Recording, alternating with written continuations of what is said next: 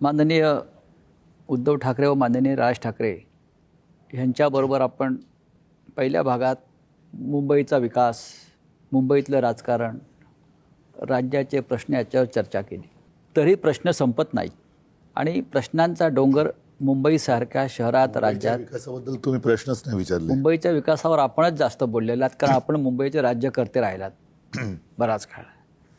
उद्धवसाहेब किंवा राजसाहेब, मुंबई महानगरपालिका आली किंवा महाराष्ट्राच्या निवडणुका आल्या की आपण सातत्यानं आपल्याला एक भीती वाटते आणि आपण तो लोकांसमोर जातो आणि मुंबई आपल्यापासून तुटली जाईल किंवा मुंबईचा लचका तोडला जाईल, महाराष्ट्र तुटेल, विदर्भ वेगळा होईल, हे आपण सातत्यानं म्हणतो. आताही आपण त्या विषयावरती बोलतो. पण राज्याचे मुख्यमंत्री देवेंद्र फडणवीस यांनी परवा गर्जना केली की सूर्यचंद्र असेपर्यंत मी मुंबईला महाराष्ट्रापासून वेगळं होऊ देणार नाही. तुम्ही याच्यावरती विश्वास ठेवता का? माझं फक्त एवढंच म्हणणं आहे ना की या सगळ्या ह्याच्यामध्ये त्यांच्या मुळात हातातच काही नाही आहे. इच्छा चांगली आहे, पण जे वरतून सांगितलं जाणार तेच त्यांना ऐकावं लागणार. वरतून सांगितलं की ही जमीन अदानीला द्यायची म्हटल्यानंतर त्यांच्यासमोर पर्यायच नसतो सही करण्यापलीकडे. सो वरच्यांच्या मनात काय आहे हे जास्ती महत्त्वाचं आहे. इकडच्या लोकांच्या मनात काय आहे हा विषयच येत नाही ना. त्याच्यामुळे त्यांनी चंद्रसूर्याचे कितीही दाखले जरी दिले तरी वरती जे बसलेले जे दोघे जण आहेत त्यांच्या मनात काय आहे हे पहिल्यांदा आपल्याला कळणं गरजेचं आहे आणि ते कळतंय.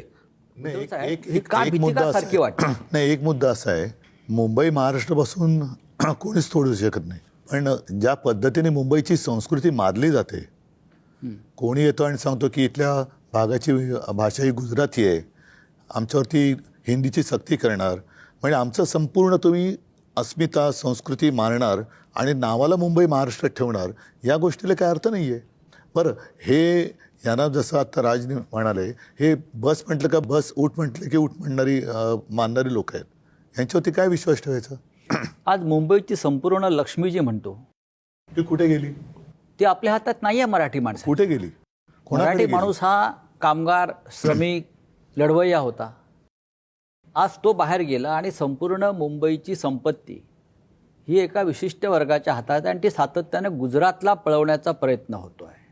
याचा अर्थ असा आहे की मुंबई तुमचा जमिनीचा तुकडा तुमच्याकडे राहील, संपत्ती आमच्याकडे राहील. तेच मी म्हणतो. ह्याच्यावरती आपण काय करणार? मला थोडंसं वेगळं म्हणायचंय. मला फक्त एवढंच म्हणायचंय की आत्ताची परिस्थिती तशी नाहीये. आत्ता त्यांना मुंबईचा तुकडाही हवाय. हा विषय फक्त संपत्तीचा नाहीये. आपण जर समजा नीट बघितलं तर संयुक्त महाराष्ट्राच्या चळवळीच्या वेळेला देखील मुंबईमधले जे अमराठी धनदांडगे जे होते तेच मागणी करत होते की मुंबई ही गुजरातला द्या म्हणून. आजही तीच परिस्थिती आहे आणि त्यावेळेला जर समजा 5 लोक असतील तर ती आज 500 लोक झाली आहेत. आणि ज्या प्रकारे मुंबईमधल्या गोष्टी ज्या आत्ता केंद्र आणि राज्यामार्फत ज्या गोष्टी केल्या जात आहेत किंवा करून घेतल्या जात आहेत, तो धोका मला सर्वाधिक वाटतोय जो ह्याच्या अगोदर फार नव्हता कधी इतका. आत्ता जे स्ट्रॅटेजिकली जी मुंबई तोडण्याचा जो प्रयत्न सुरू आहे, ज्याला आपण MMR रिजन ज्याला म्हणतोय, आणि या MMR रिजनमध्ये कोणत्या प्रकारच्या गोष्टी सुरू आहेत. अदरवाईज वाढवण बंदराला लागून वाढवणाला तिथे विमानतळ कशासाठी तुम्ही आणताय? मी त्या दिवशी माझ्या एका भाषणामध्ये मी असं म्हटलं होतं की नवी मुंबई आता विमानतळ झालंय. या आत्ताच्या मुंबईच्या विमानतळावरचा संपूर्ण कार्गो हे तिकडे नेणार विमानतळावरती आणि हळूहळू करत, आता जी सुरुवात झालीच आहे पण हळूहळू करत मुंबईमधलं डोमेस्टिक आणि इंटरनॅशनल हे नवी मुंबईला वळवणार. आत्ताचा विमानतळ हे अदानीकडे आहेच.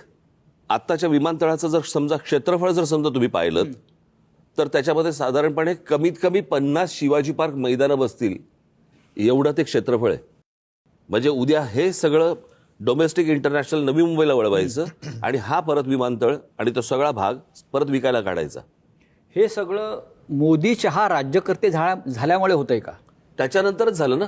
तुम्ही एक गोष्ट बघा, मी आता ना कोणाशी तरी परवा दिवशीच बोललो होतो, अदानी आणि अंबानी यांच्यामधला जर समजा आपल्याला फरक बघायचा असेल ना, हे बघा, हे ह्यांचे व्यवसाय करताना चोऱ्या मारा ते सगळेच करत असतात, परंतु अदानी आणि अंबानी यांच्यामधला जर समजा तुम्हाला मेजर फरक, तर मोदी मोठे व्हायच्या अगोदरपासून अंबानी मोठे होते.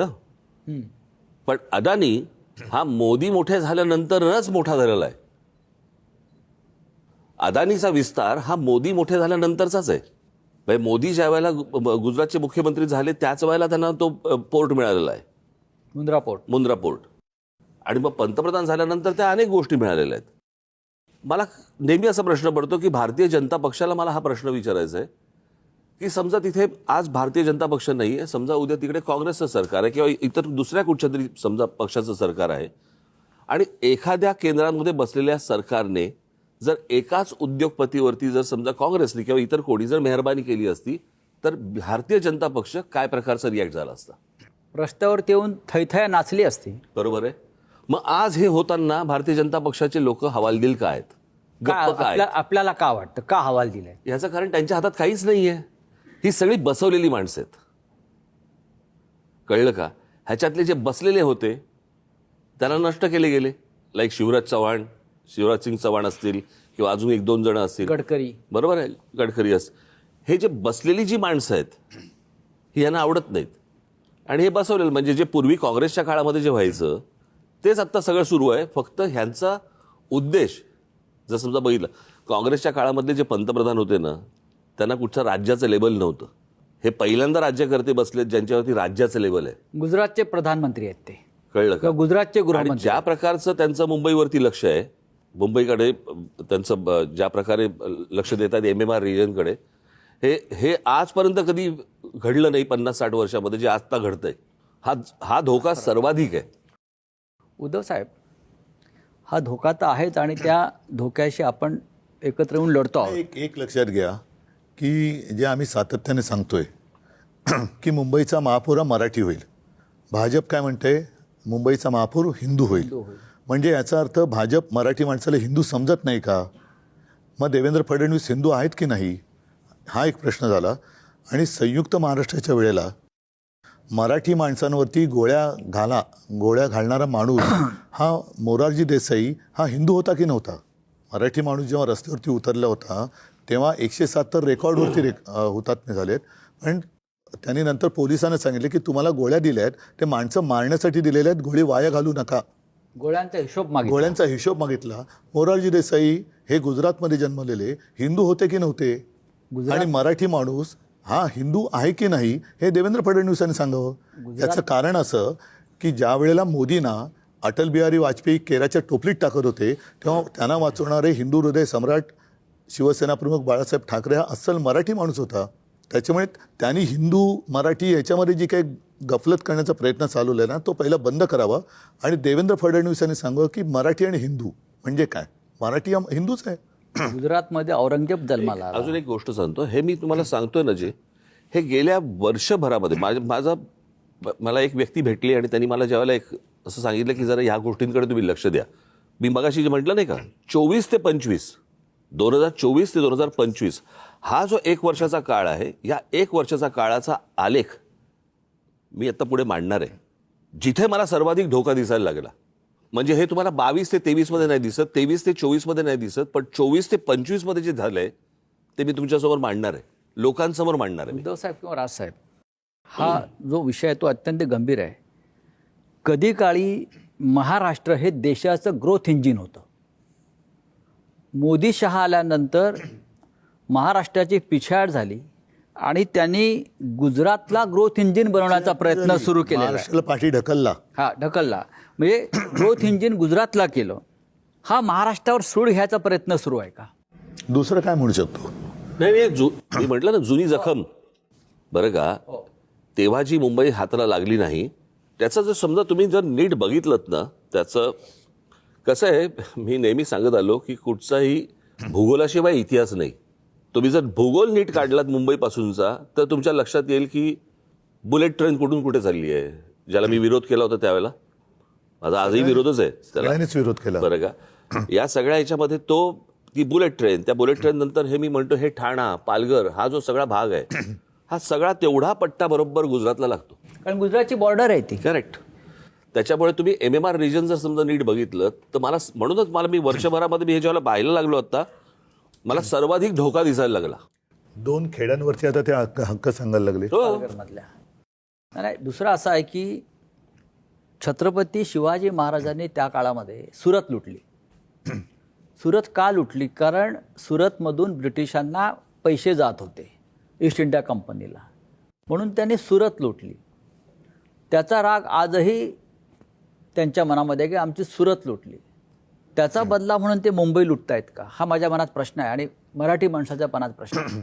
ज्या पद्धतीनं मुंबईची लूट सुरू आहे, म्हणजे मला तर असं कळलं की सध्याचे जे राज्यकर्ते आहेत त्यातले जे डेप्युटी राज्यकर्ते आहेत उप, ते दिल्लीत जातात तेव्हा मोठ्या थैल्या घेऊन जातात आणि जोपर्यंत त्या थैल्या त्यांना मिळतात तोपर्यंत ते राज्यावर राहतील. हे थैलीचं राजकारण मुंबईतून अनेक वर्ष, म्हणजे काँग्रेसच्या काळापासून मुंबई ही थैल्या देण्यासाठीच निर्माण झाली की काय, ते आता त्या थैलीचा आकडा वाढत चाललेला आहे. तर मुंबईचं हेच महत्त्व आहे का कायम की दिल्लीला थैल्या पोचवणं? हेच फार महत्त्वाचं आहे की मुंबईमध्ये आम्ही मुंबईला आपलं शहर म्हणून बघतो. मुंबईचं नाव मुंबादेवीवरनं पडलं हे सगळ्यांना माहिती आहे, पण हे मुंबईला सोन्याचं अंड देणारी कोंबडी म्हणून बघतायत आणि आता ती कोंबडी ते कापायला निघालेत. मग त्यांनी कोंबडी कापली तर इकडल्या जैन बांधव काय करणार? त्यांना कबूतर, कोंबड्या ते पिसं लावून फिरतील. कारण मुंबईसाठी तो अत्यंत गंभीर प्रश्न आहे. हा वेगळा. मला काय म्हणायचं, मी परवा दिवशी म्हटलं ना, मला असं वाटतं महाराष्ट्रामधले जे आमचे विरोधकही असतील, जे कोणी असतील, मला असं वाटतं महाराष्ट्रामधल्या प्रत्येक पक्षातल्या राजकारण्यांनी या गोष्टींचा विचार करणं गरजेचं आहे की हे आत्ता नेमकं काय चालू आहे आणि महाराष्ट्राभोवतीचा हा काय विळखा आहे, हा मला असं वाटतं प्रत्येकाने ओळखला पाहिजे. तुम्हाला सत्तेसाठी म्हणून तुमच्याकडनं काही गोष्टी करून घेतात किंवा काय करतायत हा नंतरचा भाग. नंतर पश्चातापाचा फक्त कपाळावरती हात मारायला लागेल प्रत्येकाला. जर यांना जर आज कळलं नाही की आपण काय करतो आणि काय करून ठेवणार आहोत, महाराष्ट्रातल्या प्रत्येक मराठी पक्षातल्या नेत्यांनी ह्या गोष्टींचा विचार केला पाहिजे वरपासून खालपर्यंत की आपण हे काय करतोय. म्हणजे मराठी म्हणून सगळ्यांनी एकत्र यायला पाहिजे. नाही, मराठी म्हणून या गोष्टींचा विचार आहे. बघा, आपापले मतभेद सगळे असतील, भांडणं असतील, मतभेद असतील, सगळ्या गोष्टी असतील. मला असं वाटतं, मी मगाशी म्हटलं त्याप्रमाणे महाराष्ट्रापुढे काही नाही. पण आज ते चिंतामणराव देशमुख कोणी आज व्हायचं? भारतीय जनता पक्षामध्ये लोक असतील किंवा अजून त्यांच्या बरोबरचे इतर सहकारी कोणी असतील किंवा अजून कोणी लोक असतील, प्रत्येकाने या गोष्टींचा विचार करणं गरजेचं आहे. महाराष्ट्र माफ नाही करणार आपल्याला. हो, पण जसं त्या काळामध्ये चिंतामणराव देशमुख निर्माण झाल्याने त्यांनी केंद्रातून ठिणगी टाकली. आपले मराठी जी माणसं आहेत भाजपमध्ये, जे केंद्रात मंत्री म्हणून बसलेत किंवा खासदार आहेत, त्यांनी आदर्श ते सगळे चाटम आहेत ना. आता तो आदर्श वेगळा आणि आदर्श घोटाळे करणारे त्यांच्या मांडीला मांडी लावून बसतात, ते काय चिंतामणराव. एक आरोप कायम होतो, ठाकरे विकासावर बोलत नाहीत आणि न केलेल्या कामाचं फक्त क्रेडिट घेतात. अशी कोणती कामं आहेत की न केलेल्या कामाचं तुम्ही क्रेडिट घेताय? उदाहरणार्थ नोटबंदी, सागरी महामार्ग आहे नाही आपला, न केलेल्या कामाची हे म्हणजे नोटबंदी. हा, त्याच्यानंतर तर जसं माझे आदित्य बोलला, हा, रुपया सतत घसरतोय, त्याचं क्रेडिट आम्ही घेत नाही आहोत. ड्रग्सचे कारखाने चालवणारे कोणाच्या बाजूला आहेत बघा, त्याचं आम्ही क्रेडिट घेत नाही आहोत. अशी ती त्यांची जी काय दुष्कृत्य आहेत त्याचं क्रेडिट आम्ही घेत नाही. मी परवा बोललो ना, हो, आम्ही केलेली कामं आम्ही ठणठणीत लावलेली आहेत. कोस्टल रोड असेल, मगाशी शाळा असेल, हॉस्पिटल असेल, करोनाचं केलेलं काम आहे. मुंबई मॉडेल जे जगभरामध्ये कौतुक मुंबई झालं. मॉडेलवरती निवडणूक आयोगानं बंदी आणली. निवडणूक आयोगाच्या बंदीची मी पर्वा नाही करत, कारण त्यावेळेला निवडणूक आयोगातली लोक वाचली म्हणून असं काहीतरी करू शकतात. ते सुद्धा जर का त्या करोनामध्ये गेले असती तर ते मला एक सांगा की जेव्हा मुंबईमध्ये किंवा महाराष्ट्रामध्ये आपण हे सगळी काळजी घेत होतो तेव्हा गंगेमध्ये प्रेतं वाहत होती, ती कोणाची होती? हिंदूंची होती, मुसलमानांची होती, ख्रिश्चनांची होती, कोणाची होती? गुजरातमध्ये सार्वजनिक चिता पेटल्या होत्या, ते का नाही सांगत ही लोक? मुंबई मॉडेलमध्ये मला खरंच एका गोष्टीचं समाधान आहे की चीनने 15 दिवसात फील्ड हॉस्पिटल बांधलं, आपण मुंबईमध्ये 18 दिवसात फील्ड हॉस्पिटल बांधून दाखवलं. अनेक कितीतरी कामं, मी तर ती पुस्तिकाच केली ज्याच्यावरती तुम्ही म्हणालात या पुस्तिकेवरती बंदी आणली. ही मी बंदी मानत नाही. निवडणूक आयोगाला जे करायचं ते करा, मी नाही मानत. कारण लोकसभेच्या वेळेला आपल्या गाण्यातलं जय भवानी जय शिवाजी हे शब्द काढायला सांगितले. हिंदू हा तुझा धर्म, आणि हे आम्हाला हिंदुत्व शिकवणार आणि हिंदुत्व सोडलं म्हणतात तुम्ही. मग मी नाही मांडलं, काय करू शकतो निवडणूक आयोग? करोना काळामध्ये जे काय केलं ते निवडणूक आयोगाच्या परवानगीने नाही केलं आम्ही. तुमच्या वचननाम्यामध्ये काही महत्त्वाचे मुद्दे आहेत, अर्थात संयुक्त वचननामा आहे. काल देवेंद्र फडणवीस यांनी सांगितले की आम्ही मुंबई झोपडपट्टी मुक्त करू. म्हणजे काय करू? अडाणी युक्त करू. आज धारावीमध्ये जे चाललंय, पात्र अपात्रचा खेळ करून धारावीच्या निमित्ताने अर्धी अधिक मुंबई जवळपास अदानीच्या घशात टाकल्या असं म्हटलं तर ते वावगं नाही आहे. मुलुंडपासून सुरुवात होते, कांजूरची मिठागर टाकलेत, दहिसरचं टाकले, कुर्ला मदर डेअरी टाकले. सगळी मुंबई जी आहे ती म्हणजे ही सगळी झोपडपट्टी तिकडे हलवायची आणि धारावीला मोठे टॉवर बांधायचे. मग आपल्याकडे काय राहिलं? नाही त्या टॉवर बांधल्यानंतर आपल्या राजा एक लक्षात नाही आलं, धारावीच्या बगलेमध्ये बुलेट ट्रेनचं स्टेशन अहमदाबादला जाणार कसं काय? मग राहणार आहेत कोण तिकडे? तेच तर सांगतो ना मी तेच सांगतोय. नाही, हे एवढं दूरदृष्टीने करतायत हे. मग काय झोपडपट्टी मुक्त म्हणजे अडाणी युक्त करतायत. जसं ते काँग्रेस मुक्त करणार होते तसं आता काँग्रेस युक्त भाजपा झाला. आणि दुसरं, आपल्या वचननाम्यामध्ये 3 महत्त्वाचे मुद्दे आहेत, बाकी आहेतच सगळे. आहे ना, वचनामा पण आणलंय. हां, त्यातलं आपण 5 वर्षामध्ये 1 लाख स्वस्त घरं देणार आहात असं पण आपलं त्याच्या आधी विकासावरती जे बोलायचं म्हणतायत, कोस्टल रोड आम्ही करून दाखवलं की नाही दाखवलं? दाखवला ना. शिवसेना प्रमुखांच्या नावाने एक धरण बांधून दाखवलं की नाही दाखवलं? 500 फुटापर्यंतचा मालमत्ता कर आम्ही रद्द करून दाखवलं की नाही दाखवला? BST सेवासुद्धा आम्ही सुधारून दाखवली होती की नव्हती?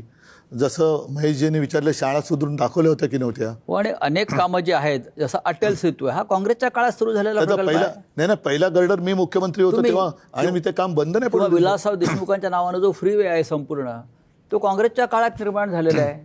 मेट्रोचं सुद्धा पायाभरणी ही मनमोहन सिंगांनी केलेली आहे. आर्थिक केंद्र मनमोहन सिंग देणार होते मुंबईला, जे यांनी गुजरातला नेलं. तर हे 1 लाख स्वस्त घरं आहेत. तुम्ही घरकाम करणाऱ्या महिलांना 1,500 रुपये देणार आहात. मग ह्या तुमच्या लाडक्या बहिणींचीच योजना आहे. सरकार 1,500 देत आहे, आपण 1,500 देत आहे. पण बहिणीचे लाड आम्ही केले तर तुम्हाला काय प्रॉब्लेम आहे? नाही. आणि दुसरं आहे की मोकळ्या आणि मोक्याच्या ज्या जागा आहेत त्या बिल्डरांच्या घशात जाण्यापासून आपण रोखणार, अशी अनेक काम. त्याच्यावरती आता सरकारच्या पक्षाचं फार महत्त्वाचं म्हणणं आहे, केंद्रामध्ये आमची सत्ता आहे, महाराष्ट्रामध्ये आमची सत्ता आहे, राज्यकर्ते आम्ही आहोत, या योजनांची अंमलबजावणी आम्ही ह्यांना करू देणार नाही. तुम्ही आव्हान कसं स्वीकार? आडवे येऊन दाखवा. ही विकास कामं जर माझं आज त्यांना आव्हान आहे, आमच्या या योजनेच्या आडवे येऊन तुम्ही दाखवाच. पण मला एक गोष्ट नाही कळली, जर समजा चांगल्या योजना असतील तर आमच्याकडे केंद्र आहे, आमच्याकडे राज्य, ही कुठची मस्ती? ही मस्तीच आहे ना. ही कुठची मस्ती? जर योजना चांगल्या असतील तर मला असं वाटतं त्या मिळून केल्या पाहिजेत. जसं आपलं एक फार महत्त्वाचं विधान मधल्या काळातलं आहे की भाजपला मोदीची आणि पैशाची मस्ती आली. हो, तर ही दिसते ना. नाही, ईव्हीएमची आणि त्यांच्याकडे मोदी आणि ईव्हीएम आहे. काय आहे हे सगळं? मी म्हटलं ना की हा एक लहानपणी आपण ना तो एक पत्त्यांचा बंगला करायचो असा. हो, बरोबर आहे.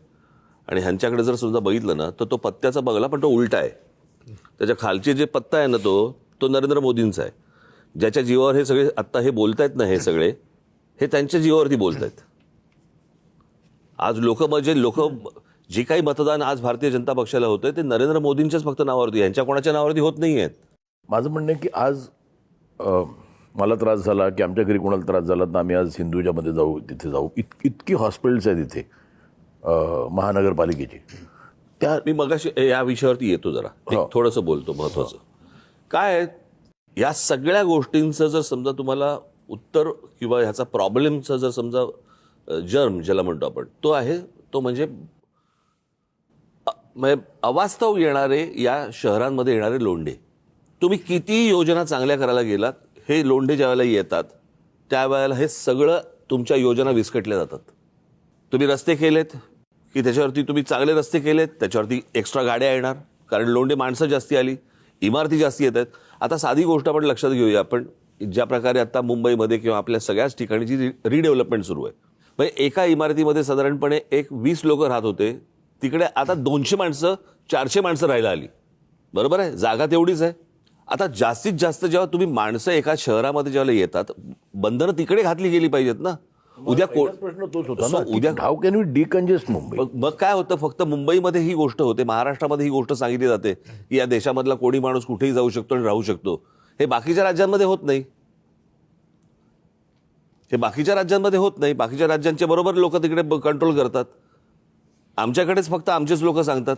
आता आडवी मुंबई उभी झालेली आहे. नाही, आत्ता तेच म्हणतो ना की एक कॅलॅमिटी किंवा एपिडेमिक हेच मुंबईला वाचू शकतं का? नाही, दुर्दैव आहे ते. पण प्रश्न असा आहे ना की हे जोपर्यंत लोंढे अंगावरती येत आहेत तोपर्यंत तुम्ही किती जरी योजना राबवायचा प्रयत्न करा ते करूच आपण. तू मगाशी म्हणालास की बाबा फुटपाथवरती ही जी लोक फुटपाथ किती वेळा साफ करा. नाही जसं मला वाटतं मी पार्किंग लावतो म्हणजे मला तुमचा हक्क नाही मला मी पार्किंग लावलं तुम्ही मला पैसे घ्या. एक मिनिट आता मला जागा दाखवा. मी आता ह्या गोष्टीला साधारणपणे 4-1 महिने झाले असतील, 4-5 महिने झाले असतील. मी मुख्यमंत्र्यांना भेटलो होतो एक योजना घेऊन. ही वाहतुकीची वाचली होती. ती पार्किंगची योजना होती आणि इतकी सिंपल योजना आहे ती, ज्याच्यामध्ये मी त्यांना सांगितलं होतं की काही महत्वाचे मोक्याचे मैदानं काढा. बरोबर. त्याच्यावर त्यांनी मला हे पण सांगितलं होतं की आपण पायलट प्रोजेक्ट म्हणून मुंबई आणि 2 उपनगरात मैदानांच्या खाली 500 ते 1000 गाड्यांचं पार्किंग, वरती मैदान तसं असे जर जोपर्यंत तुम्ही पार्किंगचे लॉट्स करत नाही तोपर्यंत रोजच्या रोज गाड्या आदळतच आहेत. तुम्ही रजिस्ट्रेशन किती गाड्यांचं होतं रोजचं या शहरांमध्ये एकदा बघा आकडे त्याचे. आणि फुटपाथला जर समजा आपण पिवळा आणि काळा म्हणजे फुटपाथ जे असतात ते पिवळा आणि काळा म्हणजे पार्किंग आणि काळा आणि लाल दगड त्याचा तो म्हणजे नो पार्किंग. बोर्ड लावायची गरजच नाही तुम्हाला. सोप्या गोष्टी आहेत. महिनाभरात ताबडतोब करून टाकू असं म्हणून मला सांगितलं. नाही माझं तेच म्हणणं की मी एक कॅल्क्युलेशन केलं की गाड्या मुंबईच्या जेवढ्या गाड्या आहेत त्या अगदी बंपर टू बंपर उभ्या केल्या आत्ताच्या 51 लाख गाड्या. ते पण मी 6 फूट धरलं ॲव्हरेज. त्याच्यात ट्रक पण आहेत, त्याच्यात टेम्पोज पण आहेत. तर बंपर टू बंपर उभे केलं इथपासून लंडनपर्यंत जाऊन परत 1000 किलोमीटर लाईन लागेल. कारण कंट्रोलच नाही ना. त्या गाड्यांवरनं जायला 9 तास लागेल प्लेनला. अरे म्हणूनच सांगतो ना की या सगळ्या गोष्टींवरती एक राज्यकर्ते म्हणून ज्या वेळेला मी म्हटलं होतं की या देशाचे पंतप्रधान नरेंद्र मोदी व्हावेत, खरं तर मला वाईट या गोष्टींचं वाटतं की एका माणसाकडे इतकं बहुमत दिल्यानंतर एखाद्या राज्याकडे किंवा सगळ्या देशांकडे टाउन प्लॅनिंग किंवा त्याच्या सगळ्या ज्या काही यंत्रणा आहेत ह्याच्याकडे का नाही पाहिलं जातं. नाहीच आहे हे त्यांच्याकडे. दर बाबा 6 महिन्याला काहीतरी निवडणुका लागल्यात, इकडे बोलतायत 6 महिन्याने इथे निवडणुका लागल्यात, इथे बोलतात. पण जे महत्वाचे जे प्रश्न आहेत याच्यावरती मला असं वाटतं की मी जो बघत होतो की बाबा ह्यांच्याकडनं काहीतरी घडेल, काही गोष्टी घडतील. आत्ताही मला वाटलं की बाबा काहीतरी गोष्टी घडतील. मूळ प्रश्नांकडे लक्षच नाही आणि त्याच्यामुळे खाली लक्ष नाही. फक्त निवडणुका बघायच्या, माणसं ढापायची, पैसे वाटायचे. कुठे त्यांचंच वाक्य होतं कुठे नेऊन ठेवलंय महाराष्ट्र. असा महाराष्ट्र होता. बरं लोकांच्या गरजा काय आहेत आणि अपेक्षा काय आहेत, छोट्या अपेक्षा आहेत, छोट्या गरजा आहेत. त्याही जर समजा लोंढ्यांमुळे जर समजा उद्ध्वस्त होणार असतील आणि नुसतंच त्या लोंढ्यांमुळे ते योजना नव्हे तर तुमचं अस्तित्व, मराठी माणसाचं अस्तित्व पण उद्ध्वस्त होणार असेल. इकडे राहणारी माणसं उद्ध्वस्त होत आहेत. योजना तर जाऊच दे. नाही, Exactly ना. आता हा विचार आहे ना, हा मगाशी तुम्ही मांडलात आणि ज्याचा त्रास मी आत्ता सहन करतोय, हा सगळ्या मुंबईकरांनी विचार केला पाहिजे. ठीक आहे, एक क्षणभर आम्ही मराठी तर आहोतच, पण जे आदळलेले लोंढे आहेत तुम्ही मगाशी म्हणालात की पिढ्यानपिढ्या इकडे राहत आहेत, त्यांचे पण घसे बसलेत, त्यांना पण आजार पण भोगावं लागतंय आहेत. आणि तरीसुद्धा ते लोक केवळ आम्ही इथल्या लोकांची चिंता वाहतोय म्हणून आमच्या विरोधात त्रास होतोय तरी देखील भाजपला मतदान करणार असतील तर त्यांना वाचवायला भाजपवाला नाही येणार. नाही, त्याच्यासाठी सोल्युशन म्हणजे याच्यावरचं सोल्युशन एकच आहे. समाज मला असं वाटतं जागृत होणं गरजेचं आहे. ते चुकत असतील तर त्यांना माफ करू नका, आम्ही चुकत असू तर आम्हाला माफ करू नका. तुम्ही योग्य लोक कोण काय करतंय याच्यावरती मतदान होणार आहे की नाही. आणि जर समजा चुकीच्याच गोष्टी करणाऱ्या लोकांच्या मागे जर समजा तुम्ही मतदान करत राहिलात तर समोरच्यांना जे चुका करतायत त्यांना कधीच कळणार नाहीत की आपल्या चुका आहेत म्हणून. उद्या वाचवायलाच कोण येणार कोण येणार. आणि माझं काय म्हणणं आहे की मुंबई आपण म्हणतो आता डेव्हलप करा, तेवढी आता क्षमता राहिलेली नाही मुंबईची. आज मुंबईचं डेव्हलपमेंट करण्यापेक्षा FSI वाढवण्यापेक्षा आहेत त्या सुविधा चांगल्या करा. म्हणजे ट्रेनची म्हणा, मेट्रोच्या म्हणा, हे बंद करा. म्हणजे उद्या आज झोपडपट्टी बांधली की म्हणजे आम्ही लहानपणी बघायचो की आमच्या इथे कुठे झोपडपट्टी बांधली की लगेच म्युन्सिपालिटी ती तोडायची. आज त्यांनाही माहिती आहे आज मी ते झोपडपट्टी बांधली की मला इथे जे काही टावर होईल त्याच्यात मला जागा मिळेल. त्यामुळे येत आहेत ना. बेसिक प्रॉब्लेम तोच आहे ना. काय मी परत तेच सांगतो ना. प्रश्न असा आहे की ज्या वेळेला तुम्ही या सेवा जेव्हा सुरू करता, मेट्रो असेल, रेल्वे असेल किंवा इतर कुठच्या अजून दुसऱ्या काय मोनोरेल असेल किंवा तुम्ही गाड्यांच्या रजिस्ट्रेशनवरती पहिल्यांदा बंधनं आणली पाहिजेत ना. ते बंदच झालं पाहिजे म्हणतो आता. पण ते होतच नाहीये ना. किंवा तुम्हाला घ्यायची असेल गाडी, ज्याच्याकडे आता एक गाडी करा येते प्रत्येक घरी. कारण मी तेच सांगतो लंडनपासून परत येऊ शकतं 1000 किलोमीटर एवढं रांगा लागतं. देशांचं राज्य आपल्याला त्याच्या बघा प्रश्न असा आहे ना की त्याच्यामध्ये तुम्ही आम्ही सगळेच आलो या सगळ्या गोष्टींमध्ये. एक कायदा करा गाड्यांबद्दल, सगळे जण मानतील. काय प्रश्न येतो त्याच्यामध्ये. बरं जेवढ्या रजिस्टर्ड रिक्षाज आहेत तेवढ्याच अनरजिस्टर्ड रिक्षाज आहेत, कोणी त्याला त्याच्यावर अनधिकृत म्हणतात. अनधिकृत आणि मागे एकदा मी एक झाली तर 10 वर्ष झाली त्यावेळेला एक अनधिकृत टॅक्सी आणि रिक्षांबद्दल आंदोलन केलं होतं. 4,000 रिक्षा फाटल्या होत्या, म्हणजे गव्हर्नमेंटनेच पकडल्यानंतर त्या सगळ्या त्या फाडल्या होत्या. जवळपास 2,000 टॅक्स्या डिसमेंटल केल्या होत्या त्यावेळेला, सरकारला सांगून मी करून घेतल्या होत्या. मला असं वाटतं काँग्रेस होती त्यावेळेला, काँग्रेसचं सरकार. काहीतरी म्हणजे मुंबई जर का वाचली तर काहीतरी. पण म्हणून आहे ना, आत्तापर्यंत आम्ही केलेली कामं लोकांसमोर आहेत. उद्या काय करणार ते लोकांसमोर ठेवलंय. आता लोकांनी ठरवायला पाहिजे की उद्या त्यांना काय पाहिजे. आम्ही ज्या तळमळीने बोलतो आहोत, विषय मांडतो आहोत, ह्यांच्याकडनं फक्त आरोप होत आहेत. केलेली कामं कुठे आहेत? ना यांनी कधी नेते निर्माण केले, ना कधी यांनी कामं निर्माण केली, नाही म्हणजे काहीच निर्माण नाही केलेलं. फक्त दुसऱ्याचं उचलायचं. आणि म्हणजे मी काल बोललो की शिवसेना प्रमुखांचा पुतळा जो आम्ही केला ते सुद्धा त्यांचं क्रेडिट ते घेत आहेत. मग तुम्ही आलात कशाला जन्माला आणि कशासाठी बसलात राज्यावर? फक्त निवडणूक आली का जातीपातीत धर्माधर्मात मारामाऱ्या लावायच्या, लोकांनी आंधळेपणाने मतदान करायचं, ही त्यांची अपेक्षा आहे का? अंधभक्त आहेत ना एवढ्या मोठ्या प्रमाणात. हो. हिंदुत्व म्हणजे काय आहे? अंधभक्त निर्माण करणं हे त्यांचं मला हिंदुत्व आहे. आता काय वाटतं माहिती, ही महानगरपालिकेची निवडणूक मला असं प्रामाणिकपणे वाटते की हे जी बेबंदशाही सुरू आहे याला जर समजा काही प्रमाणामध्ये जर त्याला जर थांबवायचं असेल, अटकाव करायचा असेल, तर ही महानगरपालिका या सगळ्यात मुंबई, ठाणा, या सगळ्याच मी MMR रिजन म्हणतोय, या आमच्या हातामध्ये येणं गरजेचं आहे. ह्या सत्तेसाठी बोलत नाहीये. या सगळ्या गोष्टींना अटकाव जर बसला नाही, उद्या जर ह्या तिन्ही जर समजा गोष्टी गेल्या तर म्हणजे तुम्ही नंतर कोणाकडे बघायचंच नाही. मग रावसाहेब तुमचा मुद्दा अत्यंत कारण महत्त्वाचा आहे. आता ही सगळ्यात महत्वाची मराठी माणसासाठी सगळ्यात महत्वाची निवडणूक आहे. मी हे निवडणुकीसाठी बोलत नाही, निवडणुका लागायच्या अगोदरपासून बोलतोय आम्ही.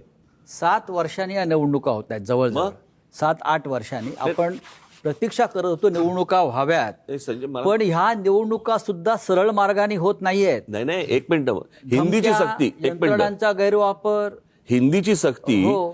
मी त्यावेळेला आठवतं ना, मी त्यावेळेला म्हटलं होतं की हिंदीची सक्ती नाहीये, हे चाचपडून बघतायत तुम्हाला की तुम्ही जागे आहात का झोपलेला आहात. ही हिंदीची सक्ती ते त्याच्यातनंच होतं ते सगळं, की हा महाराष्ट्रातला मराठी माणूस जागा आहे का? तुम्हाला काय दिसलं? नसेल जागा, करून टाकू सक्ती. म्हणजे सगळ्या गोष्टी. तुम्हाला काय दिसलं? जागा आहे की झोपलाय? ती चाचपडणं सुरू नाही, होतं. मला असं वाटतं जागा आहे.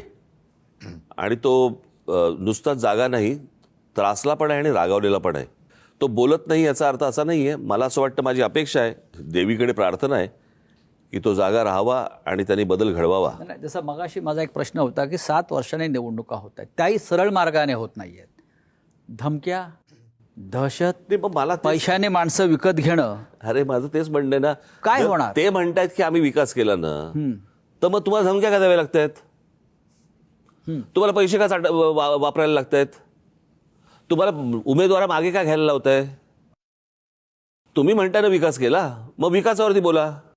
उद्धव साहेब किंवा राजसाहेब, या मुंबईमध्ये अनेक मोठे नेते महानगरपालिकेत गेले. जॉर्ज फर्नांडिस पासून अहिल्या रांगणेकर, मृणालताई गोरे असतील किंवा आपल्या शिवसेनेचे अनेक मनोहर जोशींपासून मनोहर जोशी अनेक, लोकसभा अध्यक्ष झाले. कधीही बिनविरोध निवडणुका चांगल्या माणसांच्या बाबतीत सुद्धा सोनसिंग आणि- कोहली होते. आणि मनोहर आणि जोशी- आणि आणि असं काय आहे, 70 लोक बिनविरोध निवडून आले. नाही, आणि मनोहर जोशी ते अध्यक्ष झाल्यावर उमेदवाराच्या प्रचाराच्या किंवा अर्ज भरायला गेले नाहीत कधी, जसे आत्ताचे अध्यक्ष ते गेले तसे 70 ठिकाणी बिनविरोध. विधानसभेच्या महाराष्ट्रात बॅरिस्टर नाथपै सुद्धा बिनविरोध आले नाहीत. आणि उत्तर प्रदेशमध्ये राम मनोहर लोहिया बिनविरोध किंवा अटलजी कधी बिनविरोध आले नाहीत. मोदी नाही आले. मोदी आले नाहीत, अमित शहा आले नाहीत. पण या महाराष्ट्रामध्ये 70 लोक बिनविरोध निवडून येतात. ह्याचा तुम्ही कसं काय सामना करणार? नाही, मला तेच ना, मला काय बाकीच्या सगळ्या गोष्टींशी तुम्हाला भांडता येतं, अंगावर जाता येतं, सगळ्या गोष्टी करता येतात, परंतु समाजामधल्या काही घटकांचं झालेलं जे अधपतन आहे याच्याशी काय करायचं हाच पहिला प्रश्न आहे. पण हे अधपतन महाराष्ट्राचं आहे. दुर्दैव आहे. अजित पवार भारतीय जनता पक्षाबरोबर आहेत, त्यांची युती आहे अधिकृतपणे, आणि ते निवडणूक पुण्यात आणि पिंपरी चिंचवडला स्वतंत्रपणे लढतात. आणि त्यांनी भारतीय जनता पक्षाच्या भ्रष्टाचारावरती मोठा हल्ला केला. त्यांचं म्हणणं आहे की भाजपला मस्ती आली, जे तुम्ही म्हणता. त्यांचं म्हणणं आहे भाजपने प्रचंड भ्रष्टाचार केलाय. त्यांचं म्हणणं आहे भाजपला नीतिमत्ता नाही. मला वाटतं ही त्यांची नुरा कुस्ती आहे. बरं. म्हणजे विरोधी पक्षाला तुम्ही स्पेसच ठेवायची नाही, हा. एकमेकावरती आरोप करायचे आणि निवडून आल्यावर एकत्र व्हायचे. म्हणजे आता सुद्धा आम्ही एकत्र आलोय, आणि मिंदेला मुंबईत ठाण्यात मराठी मतं फोडण्यासाठी म्हणून ते वापरत आहेत. मिंदेचा वापर त्यासाठी करतायत. म्हणूनच त्याला शिवसेना आणि आमचं चिन्ह दिलंय. म्हणजे मराठी माणसामध्ये गोंधळ उडवायचा, त्याच्यात फूट पाडायची, मराठी माणसं फोडायची, हे मिंदेला दिलेलं काम आहे. पण ते काम तुम्ही एकत्र आल्यामुळे असफल झालेलं आहे. असफल झालंय आणि मराठी माणसांनी ते आणखीन केलं पाहिजे. नाही, ते काय आहे, त्यांनी सगळ्या योजना आखल्या. हे कधी होईल असं त्यांनी अपेक्षाच कधी केली नव्हती. हो, कळलं का? त्याच्यावरती तो बंगला कोसळला ना त्यांचा. पण दुसरा एक फार गंभीर प्रश्न की ह्या निवडणुकीमध्ये कधी नव्हे तेवढ्या बंडखोऱ्या, मारामाऱ्या, खुनाखुनी, एबी फॉर्म पळवणं आणि गिळणं इथपर्यंत नाही, आम्ही चित्र पाहिलंय. या सगळ्या गोष्टीची कारणं अशी आहेत. काय वेळेत निवडणुका झाल्या असत्या ना, तर मला असं वाटतं हे चित्र तसं तेवढं दिसलं नसतं. हे 7 वर्ष जे तुंबलं ना सगळं, हो, कळलं का? आणि ते आता होणार, आता होणार, आता होणार, आता होणार, आणि त्या सगळ्या ह्याच्यामध्ये जे काही दर सणासुदीला जे काही पैसे वाटत बसले होते ते सगळ्यांचा उद्रेक झाला. म्हणजे बंडखोरीचा विक्रम झाला. पूर्वीच्या राजकारणात नेते घडवण्याची प्रक्रिया होती. आता नेते पळवावे लागतात भारतीय जनता पक्षाला. इतका मोठा आंतरराष्ट्रीय पक्ष, जगातला सगळ्यात मोठा पक्ष. मी लोकसभेला बोललो होतो की भारतीय जनता पक्षासारखा वांझोटा पक्ष देशाच्या राजकारणात नाही. ह्यांना राजकारणात पोरं होत नाहीत, त्याचं पाप आमच्यावर टाकतात आणि आमची राजकारणातली पोरं ते पळवतात. आता या पोरांना कसं काय तुम्ही आवर घालणार? आमच्याकडे पोरं म्हणजे प्रक्रिया सुरूच आहे. तिकडे तुमच्याकडे बंदी नाहीये. मोहन भागवत बोललेत ना. हो, म्हणजे तुम्ही हिंदुत्वाचं पालन करताय त्यांच्या दृष्टीनं. नाही, दुसरं असं आहे की या वेळेला भारतीय जनता पक्षात बंडखोऱ्या झाल्या. भारतीय जनता पक्षातून लोक बाहेर गेले. तो पत्ता जसं राज म्हणाल तसा आता हालायला लागलाय बंगला. तो एक दिवस पत्त्याचा बंगला बेपत्ता होईल. प्रत्येक गोष्टीला अंत आहे. आपण जे म्हणालात की कोणी सत्तेचा अमरपट्टा घेऊन आलेलं नाही. उद्धव साहेब, लोकशाही देशात लोकशाही दिसतं. लोकशाही आहे का? नाही, लोकशाही आहे ना, लोकांमध्ये आहे. पण ते मतपेटीत का दिसत नाही? त्याचं कारणच ते आहे ना.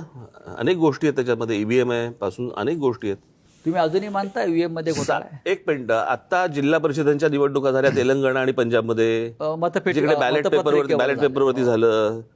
तेलंगणामध्ये 7 नंबरला गेली बीजेपी, भारतीय जनता पक्ष, आणि पंजाबमध्ये 4 नंबरला गेली. हे बॅलेट पेपरवरती तर सिद्ध झालंच ना. कर्नाटकात सुद्धा त्याच पद्धतीनं झालं. मग बॅलेट पेपरवर निवडणुका घेणं राज्यातला हा राज्य निवडणूक आयोगाचा अधिकार आहे. राज्य निवडणूक आयोग या महाराष्ट्रामध्ये निवडणूक आयोग नावाची संस्था अस्तित्वात आहे का?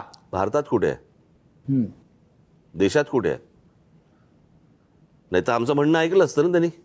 का आपण स्वतः त्यांच्याकडे गेलात, प्रेझेंटेशन दिलं, सगळं सांगितलं, सगळं सांगून झालं. आताही काल मनसेचे नेते बिनविरोध जे लोक निवडून आले त्याविरुद्ध याचिका घेऊन गेले. बघू काय होतंय. शिंदे गटाचं किती आव्हान वाटतंय? कारण त्यांच्याकडे आपलं चिन्ह आहे. मी म्हटलं ना त्याला पूर्वी, म्हणजे बाळासाहेबांनी एक शब्द वापरला होता, तो आता मी काय वापरू इच्छित नाही, पण यूज अँड थ्रो.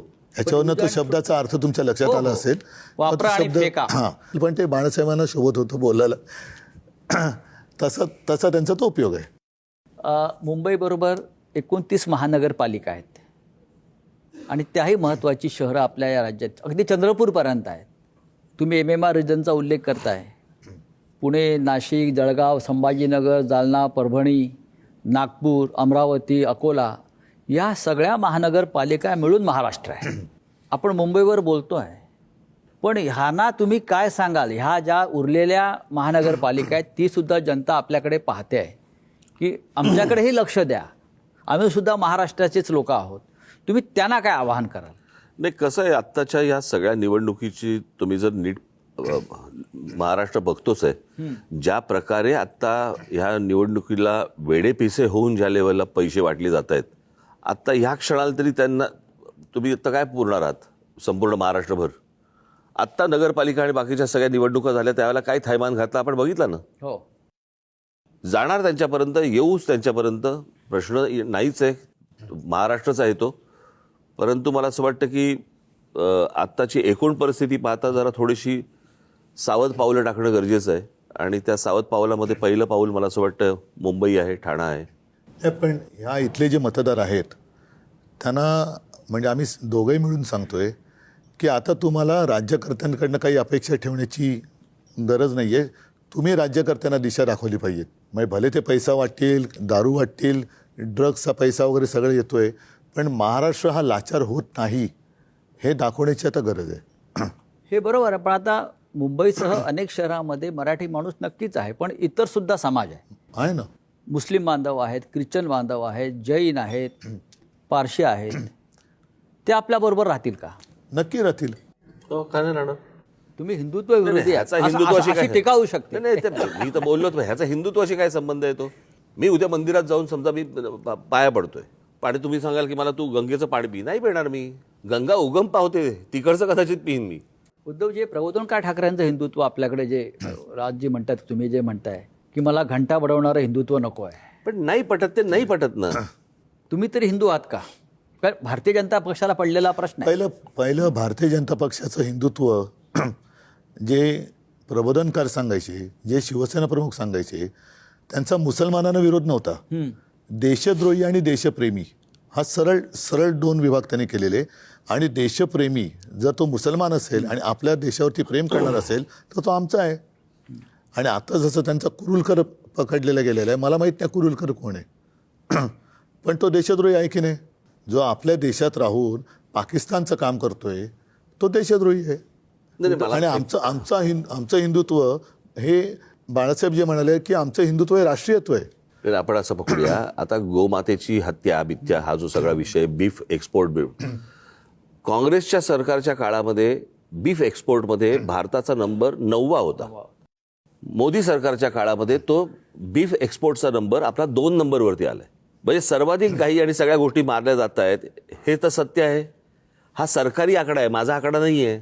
आणि या कंपन्यांकडून भारतीय जनता पक्षाला मोठ्या देणग्या मिळाल्या. आता त्याच्यावरती नरेंद्र मोदींची एक क्लिप मी जाहीर दाखवली पण होती, त्याच्यामध्ये ते म्हणाले होते की ये तो मेरे दोस्त है. बीफ एक्सपोर्ट करणारे हे आमचे मित्र आहेत बोलले होते. म्हणजे प्रश्न असा आहे, हे बघा, सोयीच्या हिंदुत्वाला काय अर्थ नाही ना.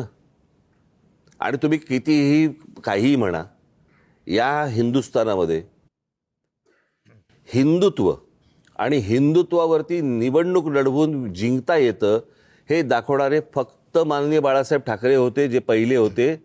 आणि त्याच्यानंतर ह्या सगळ्या गोष्टी सुरू झाल्या. हे ज्यावेळेला दाखवलं त्यावेळेला भारतीय जनता पक्ष गांधीवादी समाजवादात होता. 2 खासदार होते बरं का, गांधीवादी समाजवाद चालू होता तेव्हा. नाही, त्यांनी तर अनेकदा पळ काढला हिंदुत्वापासून. बाबरी असेल, अन्य विषय असतील, त्यांनी कुठे भूमिका घेतली? मला असं वाटतं की आपण आता महापालिकेच्या निवडणुकीच्या निमित्ताने त्या विषयात जाण्यापेक्षा आत्ता महापालिकेच्या क्षेत्रात राहणारे सर्व धर्मीय हे भाजपच्या या भ्रष्टाचाराला आणि त्यांच्या सगळ्या प्रदूषणाला कंटाळलेले आहेत. मग हिंदूंनाही तेवढाच त्रास होतोय, हिंदूंनाही खड्डे लागतायत, मुसलमानांनाही खड्ड्यात जावं लागतंय. त्याच्यामुळे ह्याच्यात धर्म कशाला आणता?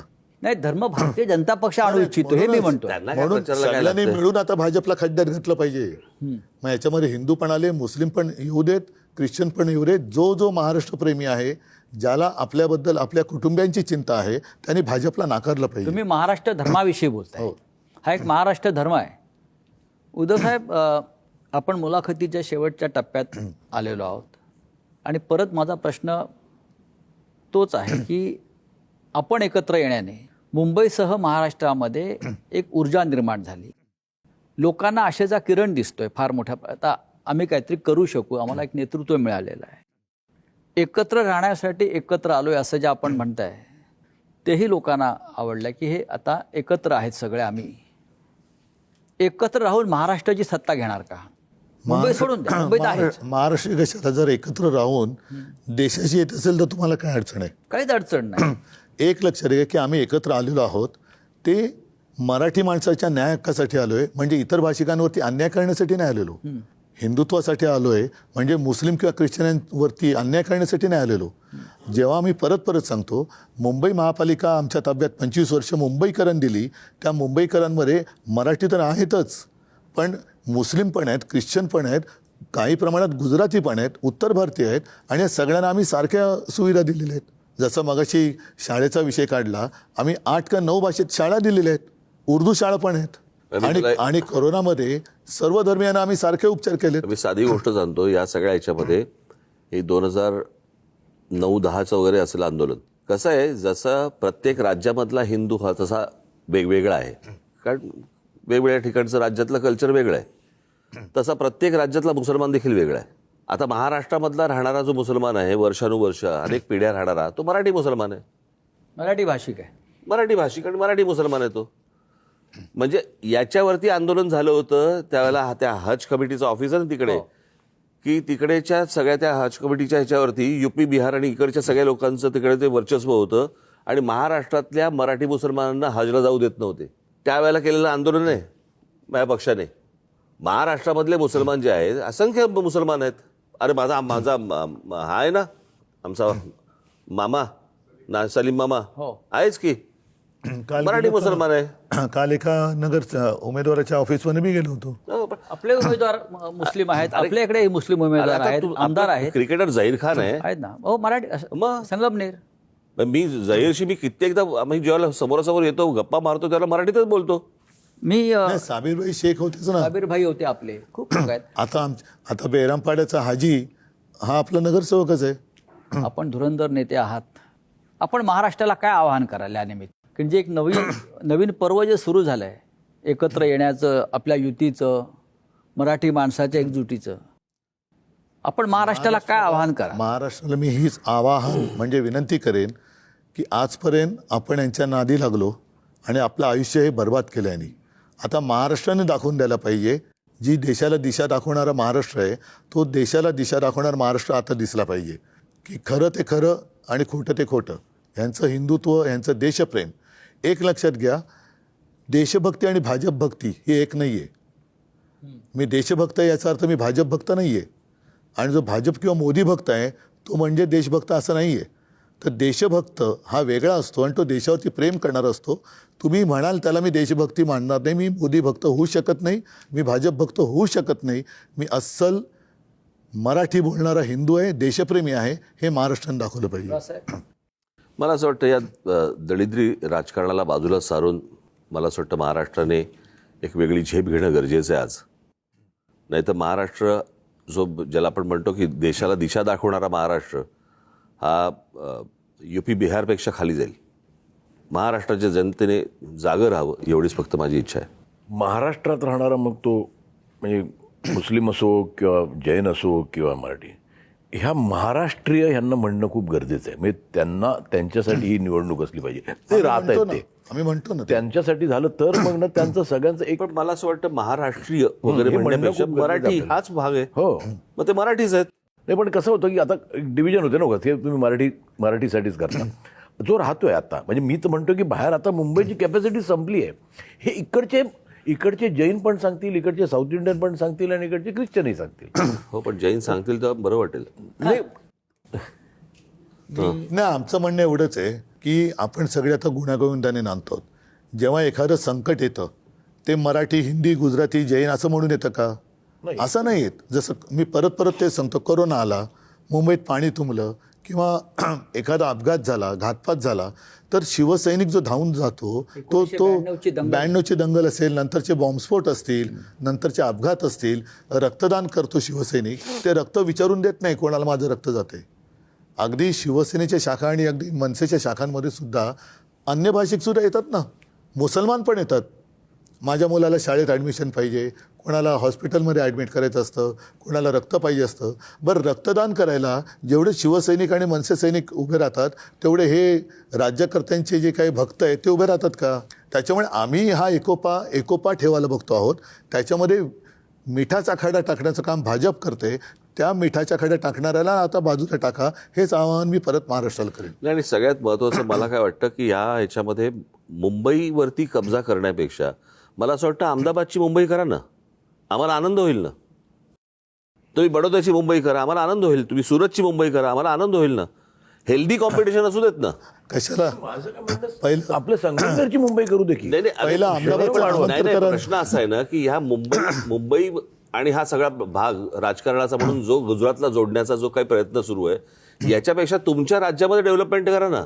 गौतम अदानीने उद्योग करू नये असा इतका दळभद्री विचार आमचा नाहीये. उद्योगपती मोठे व्हावेतच, या देशामध्ये व्हावेत. पण मग गौतम अदानीने गुजरात मोठा करावा, तिकडच्या जागा द्याव्यात, तिकडे त्याला मोठं करावं. देश खूप मोठा आहे आपला. देश खूप मोठा आहे. उद्या कसं होतंय की प्रॉब्लेम असा आहे की तुमचा या सगळ्या गोष्टींवरचा जो डोळा आहे आणि ज्या प्रकारचं राजकारण आता भारतीय जनता पक्ष खेळतंय, दुर्दैवी आहे. खरं तर या गोष्टींची गरजच नाहीये आणि हे होतंय म्हणून आम्हाला बोलावं लागतंय. आणि मग तुम्ही म्हणणार की आम्ही निवडणुकीच्या तोंडावर बोलतच नाही आहोत.